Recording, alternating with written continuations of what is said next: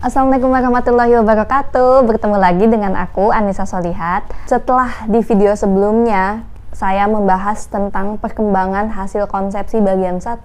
Nah, di video sekarang saya akan membahas tentang perkembangan hasil konsepsi bagian kedua. Apa saja yang akan dibahas?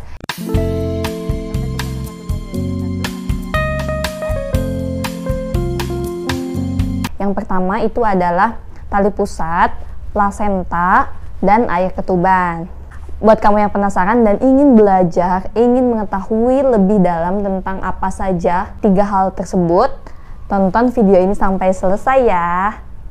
Yang pertama yang akan dibahas adalah amnion. Amnion adalah membran yang halus, kuat dan tembus cahaya yang berasal dari massa sel dalam. Amnion dianggap berperan dalam pembentukan cairan amnion atau liquor amni atau yang biasa kita sebut dengan air ketuban. Jadi air ketuban itu diproduksinya oleh amnion. Amnion biasa kita sebut dengan lapisan ketuban. Cairan amnion adalah cairan berwarna kuning jerami yang pucat dan jernih yang mengandung 99% air. Sisanya 1% adalah materi padat terlarut yang mencakup zat makanan dan produk zat sisa. Jumlah total cairan amnion meningkat selama kehamilan sampai usia gestasi 38 minggu, yaitu sekitar 1 liter. Jumlah ini kemudian akan berkurang secara perlahan-lahan sampai cukup bulan, sisanya sekitar 800 ml. Fungsi air ketuban adalah, yang pertama adalah untuk proteksi janin, yang kedua agar janin dapat bergerak dengan bebas, ketiga mencegah terjadinya perlekatan janin dan selaput ketuban, yang keempat regulasi terhadap perubahan panas dan suhu, kelima mencegah trauma langsung, yang keenam untuk membuka serviks dan membersihkan jalan lahir ketika proses persalinan. Kemudian yang kedua yang akan dibahas adalah tali pusat. Tali pusat merupakan penghubung antara plasenta dan janin. Warnanya dari luar putih, merupakan tali yang terpilin. Panjangnya kira-kira 55 cm atau 30 sampai dengan 100 cm. Dan garis tengahnya adalah 1 sampai dengan 2 cm. Tali pusat diliputi oleh amnion yang sangat erat melekat, terdiri dari pembuluh darah umbilikalis, 2 arteri dan 1 vena. Pembuluh darah tersebut diselubungi dan dilindungi oleh jelly Wharton, zat gelatin yang terbentuk dari mesoderm, diliputi oleh zat seperti agar-agar yang disebut sel Wharton yang mencegah kompresi pembuluh darah.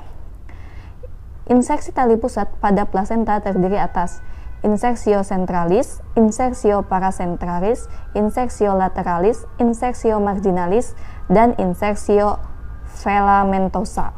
Fungsi tali pusat yang pertama, untuk mengalirkan nutrisi dari ibu ke janin melalui vena umbilikalis. Kedua, mengalirkan sisa metabolisme janin ke peredaran darah ibu melalui arteri umbilikalis. Kemudian, yang akan kita bahas adalah plasenta. Pada akhir kehamilan, plasenta berbentuk seperti cakram dengan garis tengah 15 sampai dengan 20 cm. Tebalnya 2 sampai dengan 3 cm dan beratnya kurang lebih 500 gram. Letaknya pada dinding rahim sebelah depan atau belakang dekat pada fundus. Ini tergantung perlekatannya, ada yang di bawah, ada yang di atas, di pinggir. Kalau yang di bawah itu disebut dengan plasenta letak bawah. Plasenta terdiri dari 2 permukaan, yaitu permukaan fetal ialah yang menghadap ke janin, warnanya keputih-putihan dan licin karena tertutup oleh amnion. Di bawah amnion tampak pembuluh-pembuluh darah. Kedua, permukaan maternal ialah menghadap ke dinding rahim, warnanya dan terbagi-bagi oleh celah-celah.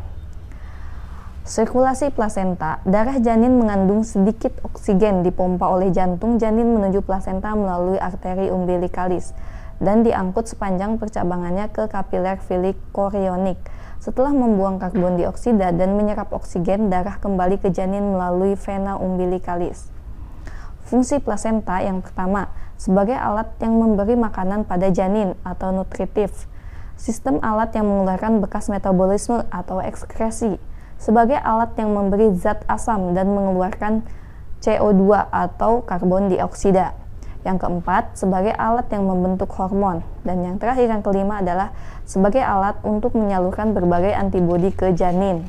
Yang terakhir adalah sirkulasi darah yang terjadi dalam janin. Sistem kardiovaskular merupakan sistem organ pertama yang berfungsi dalam perkembangan manusia. Pada akhir minggu kedua, tabung jantung mulai berdenyut. Kemudian selama minggu keempat dan kelima, jantung berkembang menjadi organ 4 serambi dan menjadi lengkap pada akhir masa embrio. Darah yang masuk pada tubuh janin beredar dalam hati dan diangkut melalui vena hepatika ke dalam vena cava inferior. Darah yang mengalir melalui vena cava inferior mengandung darah bersih, tetapi bercampur dengan darah kotor dari anggota bawah janin. Darah yang melalui vena cava inferior masuk ke dalam serambi kanan, kemudian sebagian masuk dalam serambi kiri melalui foramen oval, dan sebagian mengalir ke bilik kanan bersama dengan darah dan vena cava superior yang mengalir dari bagian kepala dan anggota atas. Setelah anak lahir, karena anak bernapas, terjadilah penurunan tekanan dalam arteri pulmonalis, sehingga banyak darah yang mengalir ke paru-paru. Dengan terguntingnya tali pusat, maka darah dalam vena cava inferior berkurang, sehingga tekanan serambi kanan berkurang dan tekanan serambi kiri bertambah. Keadaan ini menyebabkan foramen oval menutup. Nah, demikianlah teman-teman, itu penjelasan tentang plasenta, tali pusat, dan selaput ketuban. Gimana? Sekarang udah paham kan? Apa saja fungsi ketiga organ tersebut? Nah, jangan lupa like, share, dan subscribe channel video aku supaya aku tetap bisa memberikan video-video yang bermanfaat untuk kalian semua. Sampai bertemu di video selanjutnya. Assalamualaikum warahmatullahi wabarakatuh.